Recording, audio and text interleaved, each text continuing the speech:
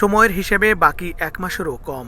এরপরেই পর্দা উঠবে বিশ্বকাপ ফুটবলের ২৩তম আসরের। বিশ্বকাপ ঘিরে বরাবরই ফুটবল উন্মাদনায় মেতে ওঠেন বাংলাদেশের ফুটবল প্রেমীরা। এবার তাতে যোগ হয়েছে নতুন মাত্রা। ফুটবল বিশ্বকাপের ইতিহাসে এই প্রথম কোনো বাংলাদেশি শিল্পী থাকছেন উদ্বোধনী অনুষ্ঠানে। মঞ্চ মাতাবেন বিশ্বের নামিদামি শিল্পীদের সঙ্গে। কানাডার টরন্টোর বিএমও ফিল্ডে উদ্বোধনী অনুষ্ঠানে কানাডিয়ান আইকন মাইকেল বুলে এবং অ্যালানিস মরিসেট সহ আরও খ্যাতনামা শিল্পীদের সঙ্গে পারফর্ম করবেন এই বাংলাদেশি বংশোদ্ভূত সঙ্গীত শিল্পী।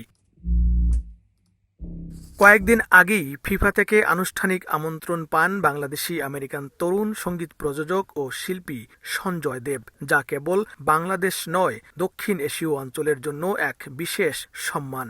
এ ঘোষণার পরপরই সঞ্জয় হয়ে উঠেছেন বাংলাদেশ তথা বাংলা ভাষাভাষী মানুষদের মধ্যমণি। দেশি বিদেশি গণমাধ্যমের শিরোনাম হন তিনি। নিউ ইয়র্ক টাইমস সহ আন্তর্জাতিক মিডিয়ায় সঞ্জয়কে বিশ্বের অন্যতম জনপ্রিয় দক্ষিণ এশীয় সঙ্গীত শিল্পীদের একজন হিসেবে উল্লেখ করা হয়। I was thinking about my parents and I was just proud of all of us, and I've been working really hard the past few years.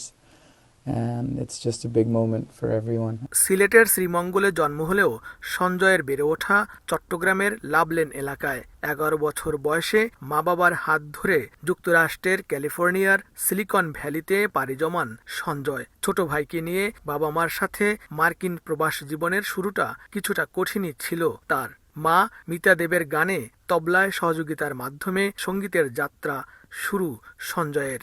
আমার মা একজন সঙ্গীত শিল্পী, আর ওনার সাথে আমি তবলা বাজাতাম because she's a singer and she needed someone to play percussions. So that was my upbringing.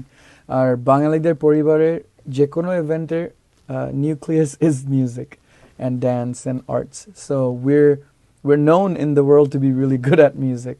বিরল এই সম্মানের পেছনে মা বাবার আশীর্বাদ আর কঠোর পরিশ্রমের কথা উল্লেখ করে ফিফার গাইডলাইন মেনে বাংলাদেশের সংস্কৃতিকে বিশ্ব দরবারে তুলে ধরার দৃঢ় প্রত্যয় ব্যক্ত করেন ৩৪ বছর বয়সী এই তারকা শিল্পী। যুক্তরাষ্ট্রের জমকালো উদ্বোধনী অনুষ্ঠান অনুষ্ঠিত হবে এই সোফাই স্টেডিয়ামে। একই দিন কানাডার টরন্টোতে পারফর্ম করবে সঞ্জয় দেব। স্বাগতিক যুক্তরাষ্ট্র প্যারাগুয়ের বিরুদ্ধে তাদের উদ্বোধনী ম্যাচ খেলবে এখানেই। লস্কর আল মামুন, সময় সংবাদ, সোফাই স্টেডিয়াম, লস অ্যাঞ্জেলেস, যুক্তরাষ্ট্র।